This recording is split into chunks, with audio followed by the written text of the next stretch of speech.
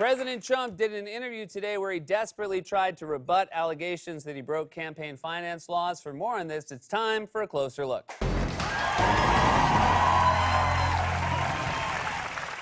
It's easy to grow numb to all of the chaos surrounding President Trump. He has a way of wearing you down, like the guy in a romantic comedy who keeps pushing and pushing until finally he's standing outside your house, trench-coated with a boombox, and you think, yeah, I guess this is normal.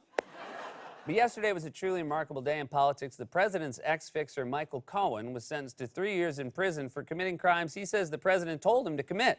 And Cohen was clear that he now considers himself free to tell the full story of what Trump did. Michael Cohen said today, I take full responsibility for each act that I pled guilty to, the personal ones to me and those involving the President of the United States of America. He said exactly that today, no matter what sentence he got, would be a day of freedom because he was no longer in the personal and mental prison that he was in working for Donald Trump.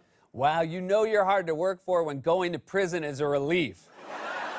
If Andy Dufresne had worked for Trump, he would have pulled a reverse Shawshank and tunneled back into his cell.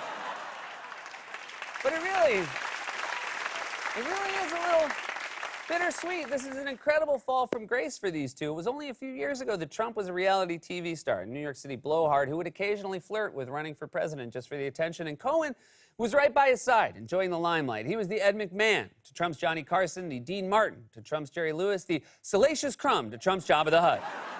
In fact, here's an interview from 2011 where Cohen clearly enjoys being Trump's right-hand man and bragging about all the attention Trump was getting, although he used an unfortunate and prescient analogy to describe Trump's political influence. We're pleased to be joined by Michael Cohen, who's a top lawyer and right-hand man for Donald Trump. And Michael, the big question I got on Twitter, a lot of people want to know, what is Donald Trump up to? Is he running? Is he not running? Is he going to play kingmaker? Is he going to endorse? What is the Trump game plan when it comes to 2012? Well, first of all, hi, Rick. Hi, Amy. How are you? Good to see you again.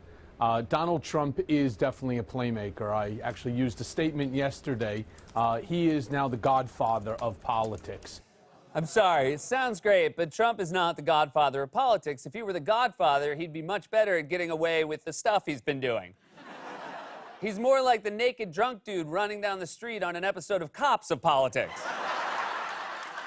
Today, Trump did an interview with Fox News where he furiously denied the allegations. Now, prosecutors and Cohen are alleging that Trump used the National Enquirer to cover up an affair by getting them to pay for the rights to the story and then burying it. And late today, NBC News reported that Trump was in the room during the hush money discussions with the tabloid publisher. Trump was asked about that and claimed it didn't happen, but he didn't seem 100% sure about it. The New York Times is saying that a tabloid publisher's deal to hush money is now endangering Trump even more. I'm paraphrasing a little bit. You know, as you look at this, what do you want the nation to know about your former let me just tell you being about that sentenced tabloid. yesterday? I don't think, and I have to go check, I don't think they even paid any money to that tabloid. I love how he says he'd have to check. It makes it sound like he has a ledger somewhere listing all of his illegal payments. Let's see, mafia, not Putin, mafia. I gotta be honest. I don't see anything about a hush payment to a porn star. Oh, wait, yep, never mind. It says right here, fun stuff. It was the fun stuff. It was fun. We had fun. Trump also keeps insisting that the payments were totally legal and did not violate campaign finance law, despite the fact that prosecutors in his own Justice Department and independent legal experts say they did. And to prove it, he brought along some printouts. And then you have the other situation, and every lawyer, look, Trump didn't violate campaign finance laws, and neither did the president. These are people writing stories that Trump did nothing wrong. Oh, somebody taught Grandpa how to print. Grandpa, what are you doing? I'm printing. Printing.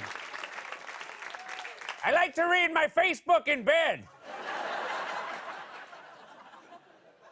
Fundamentally for Trump, this all comes down to his relationship with Cohen, who prosecutors say was the key figure in a criminal scheme to defraud the American people. Trump was asked why he had hired a guy he now says is a criminal and a liar, and he basically shrugged. This was someone who surreptitiously recorded you.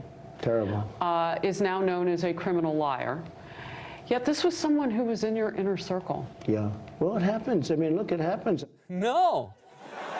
It doesn't just happen. It only happens to you. No one else accidentally hires a criminal lawyer who pays hush money to cover up an affair. Trump's like a guy who accidentally admits to something super embarrassing, thinking it happens to everyone, and then tries to cover it up. One time, you know, I did that thing where I got drunk at karaoke, vomited, slipped on my own vomit, and then my pants split open in front of all. We've all done it, right? Who hasn't been there, right? Slipped on vomit, butt open. Coworkers there, you've been there. You're shaking your head no, okay. So today, Trump decided to go on offense with a TV interview. But what was he doing yesterday? Well, his ex-fixer and one-time friend was in federal court saying the president directed him to commit a crime. Trump is doing what you'd expect the most powerful man in the world to be doing, blowing off work and watching TV. I have to say, we just checked. The president isn't in the West Wing yet. There's no Marine Guard outside, so he's had all morning to watch TV and watch these unfolding developments in the residence. The president has moved from the residence to the West Wing. He arrived here at about noon. That's right. Trump was watching TV all morning and didn't get into work until noon. It's like when you know you're about to get fired, so you stop caring if you're bad at your job. Soon Mike Pence is going to catch Trump smoking weed out back by the dumpster. Hey, Donald, buddy, you're still on the clock. Whatever, man. I'm moving to California and opening a dispensary. But you can't blame Trump for wanting to hide this one out. Every day as his legal problems grow, Trump is freaking out because Democrats are about to take control of the House. Trump has enjoyed 2 years, total Republican control of the government. So this is the first time he's seeing what real opposition is like. It's like he's been playing T-ball this whole time, and now he has to face Randy Johnson. Although, in reality, Trump isn't batting against Randy Johnson. He's just the bird flying by.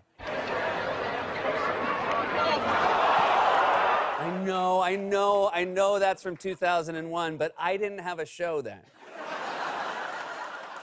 And the bird's fine. The bird, they live together now. Randy just chucks seeds.